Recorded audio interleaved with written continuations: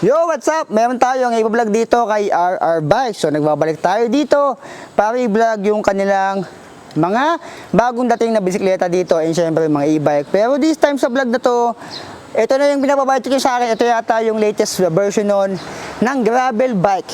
Ito, si Shadow. Ayan. Si Shadow Zavi Elite Gravel Bike. So, aalimin natin kung ano nga ba yung piyesang inilagay sa kanya and kung magkano siya. Nagulat ako, napakamura pala nito dito kay RR Bikes. So, napakamura niya para sa akin ha. Palag-palag na rin yung presyo niya doon sa piyesang nakita ko sa kanya. Saka maganda yung frame geometry.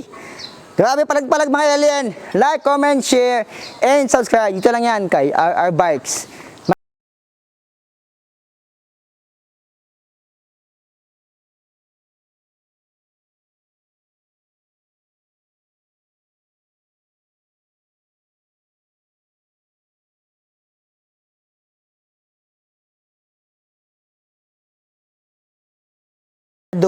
Zavi Elite.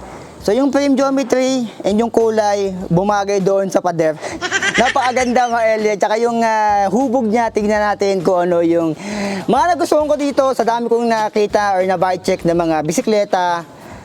Parang tingin ko unique yung pagkakagawa dito kay Shadow Zavi Elite. Yung taas niya, tubular, tulad sa mga road bike na na-bike check natin. Medyo malaki-laki. Kasing size niya, kung doon nagkakamali yung kanyang seat tube. Ayan, yung cable routing ay sa taas, tignan natin, wala. Dito sa kabila, meron isa. Ito, left and right, meron siyang cable routing dito, yung AFD and RD. And tignan nyo yung isa, sa ilalim niya, ito yung brake cable niya. So, doon, dumaan. Nagulat ako dito kay Shadow Zavi, yung size niya. Sa dami ng nabike ko sa mga gantong brand pala, ay merong 52. Ayan, 52 cm. So, bihirang-bihira ako makita to. Siguro nakita ko yung gantong size sa mga budget, siguro kay Beta. Pero ito para si Shadow ay nagkikita ng 52. Feeling ko ito yung pinakamalaki sa mga ganitong budget.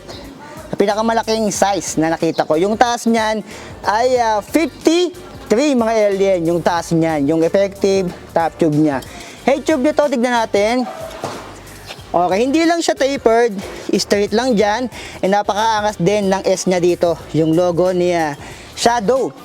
Yung kinis niya dito, hindi rin siya ganun kakinis. Kitang-kita dito, parang nag-reinforce gasket pa siya dito.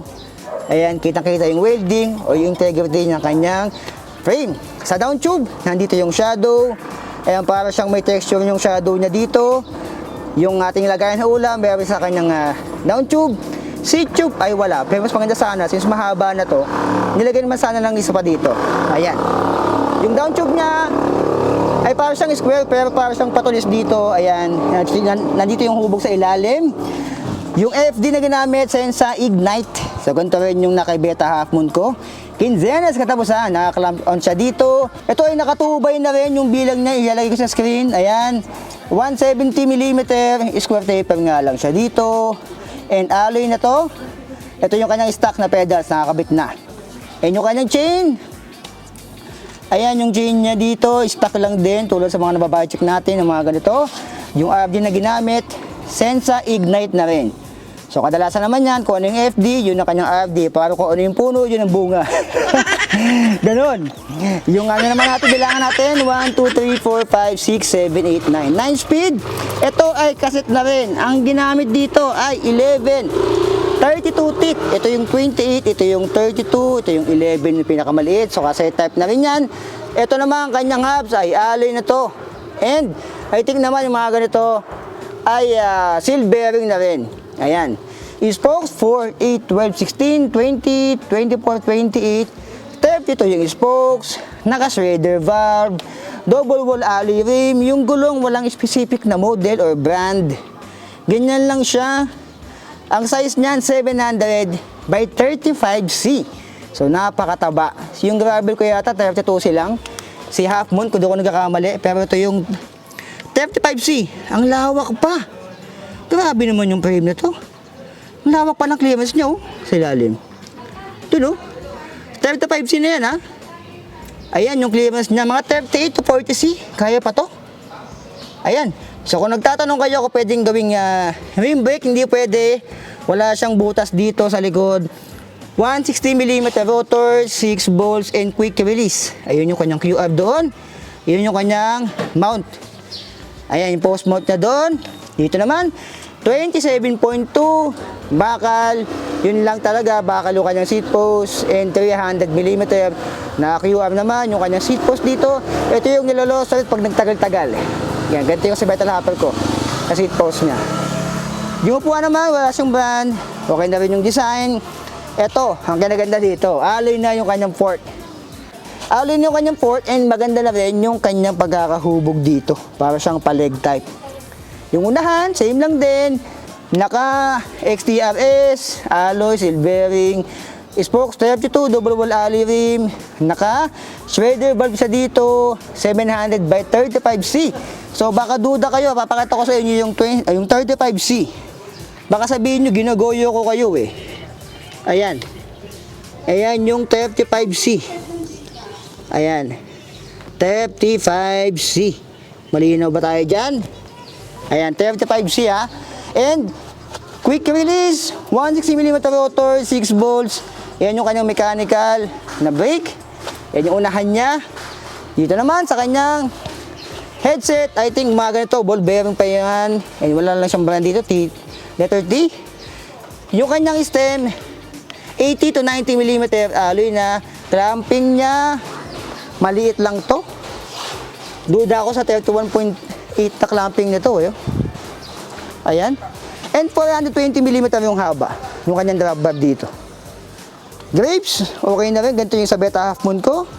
And yung kanyang brake dito or drifter ay Sensa Ignite. So sa weight dito kung magtatanong kayo yung mga ganito, alam ko na yung timbang nito, nasa 12.5 to 13 kg yung mga ganito. Sa sobrang dami ko na natimbang yung mga ganyan basta 35C, almost 13 kg. Lalo pag gravel bike tapos naka disc brake, nasa 13 yan. Siguro pinakamabigat na nito 13.5. Wala kasing timbangan ko, hindi ko nadala. Ayan. So nasa 13.5 yung pinakamabigat na timbang nito. Yung estimate natin dito. Kasi gravel bike to, alam niyo na pag gravel bike, malaking part yung bibigat niya doon dahil sa kanyang mga disc brake sa unahan at sa likuran. Yung gulong niya na 35C. Yung nga lang kasi bakal to, okay na sana kung ginawa tong alloy. Etong kanyang seat post, and yung kanyang hubs, okay na rin naman. Ito, napakasimple. Siguro, upgrade mo dito kung papalitan mo. Gagawin mo lang naman tong, ayan, naka-square taper siya. Gagawin mo tong hollow tech. Or kung gusto mong gawing GRX or Sora na sa'yo, palit ka ng hubs. 105 na sa'yo mga alien. So, Shadow Zabi Elite, yung Shadow Zabi, hindi ko na by check. Itong Elite na yung naabutan ko. So para sa akin, nagulat ako, 700 by 52. Ayan, 52 cm. Feeling ko ito na yung pinaka-max niya na size. So kung meron pa itong sizes and kulay, iba po sa screen yung mga available pa. Ganda ng geometry niya para sa akin. Yun lang ano ko dito. Ang reklamo ko dito, syempre alam niyo naman ako, reklamador ako, sana ginawa na lang tong alloy. Para mas sulit na sana, okay na sana lahat. Yun lang talaga ito. Para sa akin yung fork niya nagustuhan ko rin. Pag malayo, tingnan yung ganda ng tsura niya oh. Ayan. So sa ganitong price range yung mga ganito nasa 13 to 14,000 pesos. Pero, wag ka na. Dito ka, tingnan mo. Ang version nito. Ang SRP niya 12K. Pero pag napanood nyo sa akin, ang presyo na lang niya is 11.5. So 11.5 banggitin nyo lang na napanood nyo sa akin. Kasi pag pumunta kayo dito, kay RR Bikes, hindi nyo binanggit yung napanood nyo sa akin kay Sobit, 12K bibigyan nyo na presyo sa inyo. Pero pag nakasubscribe kayo sa akin, nabanggit nyo na napanood nyo sa akin 11.5 and nakapalo kayo kay RR Bikes, 11.5, palag-palag na yan. So para sa akin, nasa 11.5 yung gravel bike ko na si Beta Up mo, nasa 14K yung dati, 13K na lang ngayon. Palag na to. Yung gulong niya 35C, malawak na rin. Yung clearance sa likod, ang lawak pa. 38C siguro kaya pa yan, sobrang luwag pa sa unahan, mas malaki syempre. Ayan. Ay hindi pala, 35C siguro max na yun sa unahan. Sa likod, maluwang-luwang pa talaga siya. Yung unahan, may butas dito sa likod, ay wala. So ulitin ko, hindi kayo pwede dito maglagay ng rim brake. So dito lang yan, kay RR Bikes, yung full details nila, ito yung full details, nasa screen nyo rin ngayon. Pwede nyo i-waste yan. Ayan, wasteable yan, si RR Bikes Bicycle Trading. Napakadaming stock dito niyan. Ayan, yung kanilang number. Ayan, yung address nila, St. Therese, Forbidden Village, Tanyong, Marikina City. Ayan, mga alien. So abangan nyo. Kung hindi ko muna pa-post yung full vlog ko sa kanila, alam nyo ba yung Rebel dito ay 10,000 pesos lang. Yung Rebel Canyon Elite dito ay 10,000 pesos lang, mga alien. So para sa akin, napakamura na nun. Kung hindi nyo pa napanood, or kung hindi ko pa na-post, abangan nyo. Nandyan lang mga alien sa channel ko. Yan yung aabangan nyo mga alien. So yan, yung vlog natin dito, kay Shadow. Zavvi Elite 11.5 pag napanood nyo sa akin, palag-palag na to. Grabe, sobrang nagustuhan ko to. Siguro kung magkakaroon ako ng bagong gravel bike, ito yung pipiliin ko. Yung geometry niya parang branded. Ayan no. Ayan, hindi parang sa frame niya hindi tinipid. Ang ganda ng geometry niya, saka yung fork niya ay alloy na. 11.5 alloy yung fork, alloy yung frame. Karamihan sa kanya alloy, ang downside lang sa kanya ito. Part lang to talaga. Yan lang talaga mga alien. So yan, like, comment, share, follow, and subscribe mga alien sa RR Bikes and kay So Be It and sa aking Facebook page, Instagram, TikTok, nandiyan na lahat mga alien. Like, comment, subscribe, So Be It, I love you, signing up.